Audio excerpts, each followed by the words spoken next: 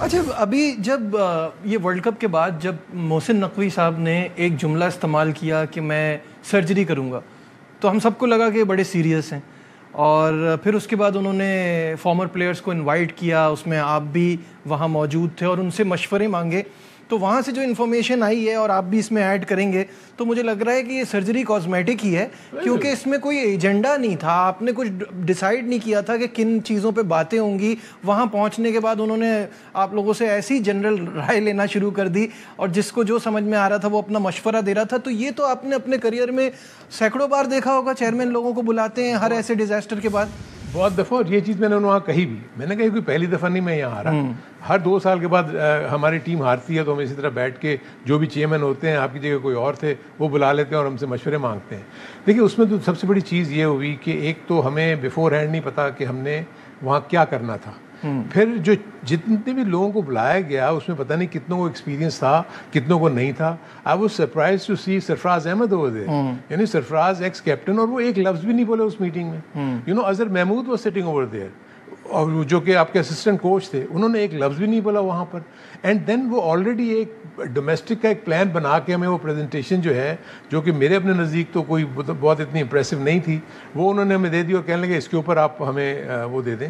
سو میں نے کہا دیکھیں یہ ساری کاسمیٹک چینجز ہیں, یہ آدھے گھنٹے کی یا 2 گھنٹے کی میٹنگ میں آپ سمجھتے ہیں کہ پاکستان کی ڈومیسٹک کرکٹ ٹھیک ہو جائے گی, ایسا نہیں ہے. میرے نزدیک صرف 2 آپ نے سلیکٹرز کو نکال کے آپ سمجھ رہے ہیں کہ آپ نے سرجری کر دی. سو دس از ناٹ آن. دیکھیے اس کے لیے بہت ان ڈیپتھ اسٹڈی, میں نے تو ان کو یہ بھی مشورہ دیا تھا کہ آپ دیکھیں جو بھی چیدہ آپ کو کرکٹرز ایسے نظر آتے ہیں جن کا ایڈمنسٹریشن کا بھی ایکسپیرینس ہے, کچھ ہے, آپ ان کی ایک کرکٹ کمیٹی بنا کے ان کو کہیں کہ وہ آپ کو ایڈوائز کریں کہ یو نو کیسے ہم, کیونکہ آپ کا مین ایمفیسس ڈومیسٹک کرکٹ, جب تک وہ نچلا لیول جو گراس روٹ لیول کے اوپر چیزیں ہیں وہ ٹھیک نہیں ہوں گی, جب تک آپ ایسوسیشنس کو امپاور نہیں کریں گے کہ وہ اپنے کام خود کریں.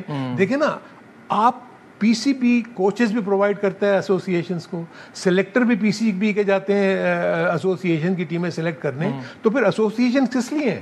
You know as per constitution تو یہ سارے کام ایسوسیشن کے ہیں نا. ان کا اپنا ہیڈ کوچ ہونا چاہیے, ان کا اپنا سلیکٹر ہونا چاہیے, ان کے اپنے مینیجرز ہونے چاہیے, ان کے اپنے لاجسٹک کے ڈپارٹمنٹ ہونے چاہیے, ان کی آپریشنس ٹیم ہونی چاہیے. اور دنیا بھر میں آج یہ فنڈنگ ہوتی ہے, ای سی بی کاؤنٹیز کو فنڈ کرتا ہے, اسی طرح پی سی بی ایسوسیشنس کو فنڈ کرے.